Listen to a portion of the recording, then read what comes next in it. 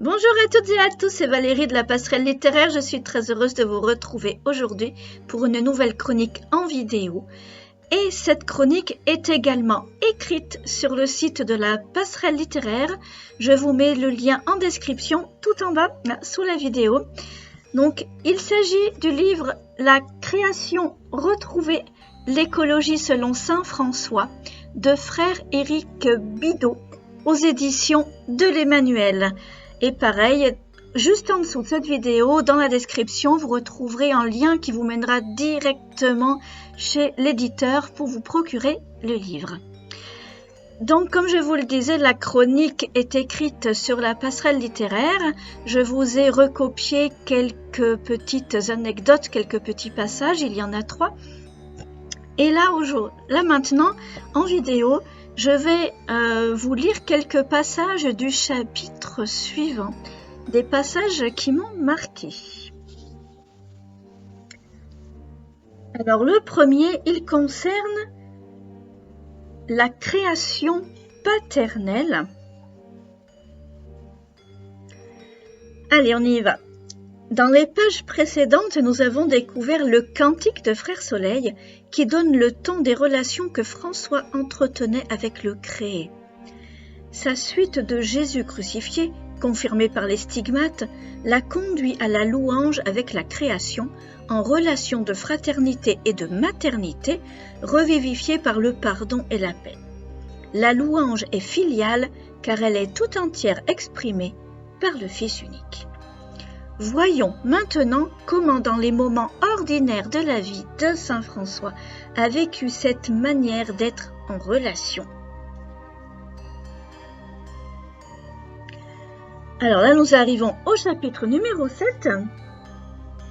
Voilà, le soleil, les étoiles et le feu.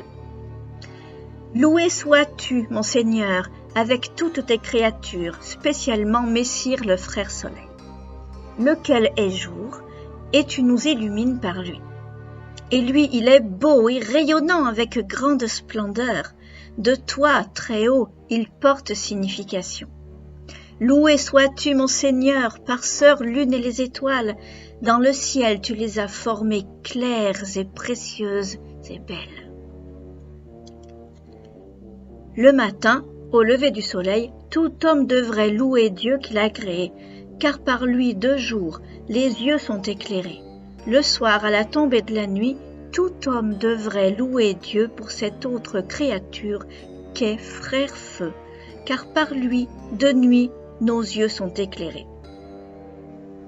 Donc ce sont des citations de Saint François. Et là, vous avez donc tout le chapitre pour louer le feu, la lumière. Et je trouve ça vraiment très très beau. Je vous lis maintenant un autre chapitre. C'est le chapitre 10 qui s'appelle La fleur. Dans cette création au sein de laquelle François cheminait, évoquons maintenant les fleurs. Avec elles, nous passons du règne animal au règne végétal et nous serons sans doute surpris de voir que l'affection et la reconnaissance de François semblent ne pas connaître de frontières. Les fleurs sont mentionnées dans le cantique de Frère Soleil à propos de la terre. Loué sois-tu, mon Seigneur, par notre sœur mère terre, laquelle nous sustente et gouverne et produit divers fruits avec les fleurs colorées et l'herbe. Et ça, c'est une citation que vous trouverez dans la chronique écrite du site de la Passerelle Littéraire.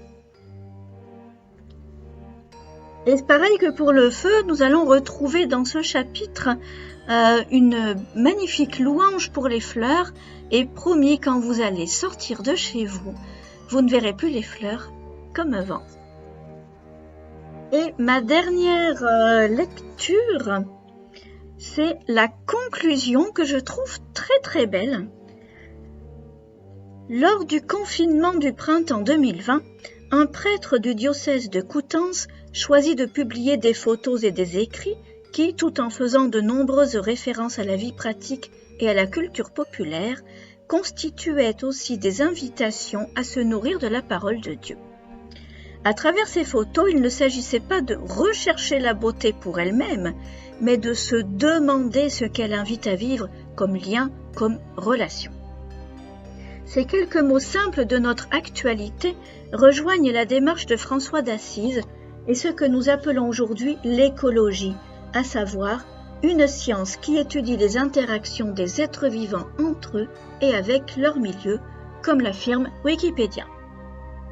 Avec François d'Assise, cependant, nous ne nous sommes pas attardés sur la technique que notre époque apprécie par souci de sécurité, d'efficacité et de rentabilité, mais sur les attentions et les relations bienfaisantes au sein du créé. Celles-ci pourront alors donner sens à des techniques que nous emprunterons au temps passé, comme la permaculture, ou que nous inventerons sans oublier que le sol grouille de fraternité, comme le disait un jeune agriculteur aux évêques de France lors de leur assemblée plénière de novembre 2020. Alors moi je ne vais pas tout vous lire parce que j'aimerais quand même que vous ayez la surprise. Vous verrez que les textes sont très riches et comme je le disais dans ma chronique écrite, on sent et on ressent toute la passion de l'auteur et son érudition. Voilà, ce livre est assez complexe, je vous l'avoue. Je ne le mettrai pas entre toutes les mains, seulement dans des mains adultes, dans des mains averties et des gens ayant déjà une connaissance biblique. Pourquoi ? Tout simplement parce que ce texte est il est très riche et par ce fait, il est assez compliqué à comprendre pour des complètement novices et notamment pour des ados. Voilà, je ne le mettrai vraiment pas dans les mains d'un ado parce que, ou alors, l'ado peut le lire mais avec l'adulte, ce qui permettra de créer des liens, pourquoi pas. Mais voilà, il est très complexe. Mais il est très beau et personnellement, je vous le conseille fortement.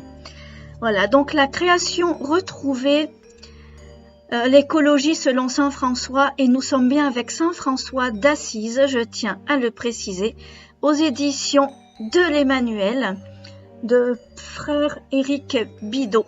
Et vous retrouverez toutes les informations le concernant ainsi qu'une chronique hyper détaillée sur le site de la Passerelle littéraire. Je vous dis à très bientôt pour une nouvelle chronique en vidéo et par écrit. Au revoir!